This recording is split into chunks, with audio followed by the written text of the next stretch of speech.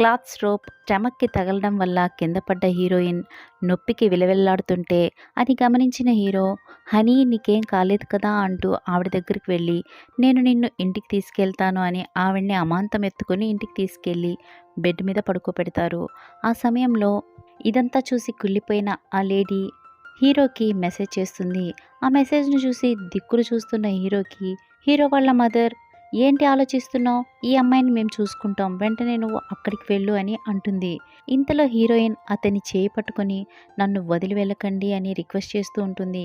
ఈరోజు కనుక మీరు నన్ను హాస్పిటల్‌లో జాయిన్ చేయలేదు అంటే ఇలా ఎందుకు చేయలేదు అని మీరు లైఫ్ లాంగ్ బాధపడాల్సి వస్తుంది అని అంటుంది. ఇప్పుడు హీరో అనుకోకుండా ఆఫీస్లో పెద్ద పని వచ్చి పడింది. నేను ఖచ్చితంగా వెళ్ళి తీరాలి.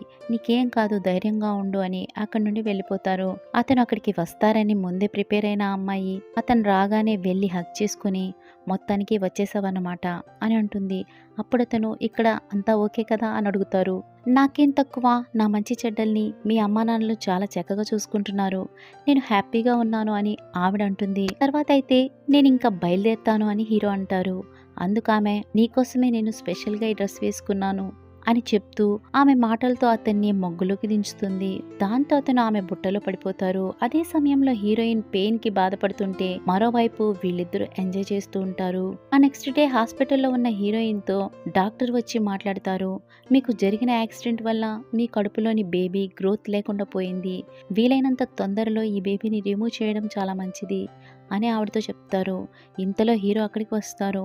నువ్వు హాస్పిటల్లో ఎందుకు జాయిన్ అయ్యావు, ఏంటి ప్రాబ్లం హనీ అని హీరో అడుగుతారు. అది సరే, రాత్రంతా నువ్వు ఇంటికి రాకుండా ఏం చేస్తున్నావు అని హీరోయిన్ అడుగుతుంది. ఆఫీస్లో చాలా బిజీ అయిపోయాను, హార్డ్ వర్క్ చేయాల్సి వచ్చింది, అందువల్లనే రాలేకపోయాను అని హీరో అంటారు. అతను అలా మాట్లాడుతున్న సమయంలో అతని మెడ మీద ఉన్న పంటిగాట్లను చూసిన హీరోయిన్ విషయం అర్థం చేసుకుంటుంది. తన మనసులో తానే, ఓహో ఓవర్ నైట్ బెడ్ మీద హార్డ్ వర్క్ చేస్తున్నావు అన్నమాట అని అనుకుంటుంది. అప్పుడు ఆమె హీరోతో, ఒకవేళ నేను ఇప్పుడు ప్రెగ్నెంట్ అయి ఉండి ఆ బేబీ డిఫెక్టివ్ అయితే మీరు ఆ బేబీని ఇంకా కావాలనుకుంటారా అని అడిగితే, నీకేమైనా పిచ్చా, ఆరోగ్యంగా పుట్టే బేబీని యాక్సెప్ట్ చేస్తాం కానీ డిఫెక్టివ్ అని తెలిసి ఎందుకు కనాలి అని హీరో అంటారు. ఇంతలో ఆ లేడీ అక్కడికి వచ్చేస్తుంది. అప్పుడు హీరోయిన్ లాస్ట్ నైట్ ఏం జరిగిందో గుర్తు చేసుకుంటుంది. విషయం ఏంటంటే నొప్పితో బాధపడుతున్న ఆవిడ హీరోకి కాల్ చేస్తుంది. ఆ సమయంలో ఆ లేడీనే ఆ కాల్ని లిఫ్ట్ చేస్తుంది. ఆ టైంలో అక్కడ వస్తున్న సౌండ్స్ ని విని హీరోయిన్ కన్నీటి పర్యంతం అవుతుంది. ఇప్పుడు ఆ లేడీ, నీకు నేను నచ్చానా నీ వైఫ్ నచ్చిందా, ఎవరు బెటర్ అని అనిపిస్తుంది అని అంటారు. అందుకతను, నేను అవన్నీ మర్చిపోయాను, నువ్వెందుకు గుర్తు చేస్తున్నావు అని ఆవిడతో అంటారు. దాంతో నవ్వుకున్న లేడీ హీరోయిన్ కి వెంటనే, విన్నావా